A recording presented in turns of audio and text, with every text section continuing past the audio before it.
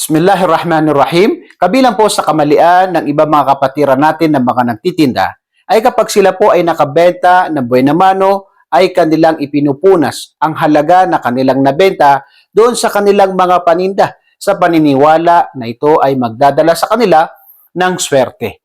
Meron ding naniniwala na kapag ang buena mano mo ay kuripot, malas ang araw mo. Pero kapag naman galante, ay swerte ang araw na pagtitinda mo sa mga oras na yon. Ito po ay paniniwala na labag po sa paniniwalang Islam. Ito po ay maling paniniwala.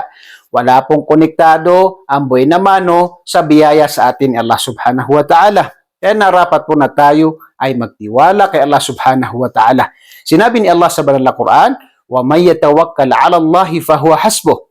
Sino man ang magtiwala kay Allah subhanahu wa ta'ala ng tunay na pagtitiwala ay sapat na sa kanya si Allah subhanahu wa ta'ala. Ang tunay na nagbibigay ng biyaya ay si Allah subhanahu wa ta'ala, kaya narapat na tayo ay humingi lamang sa kanya at magtiwala lamang sa kanya.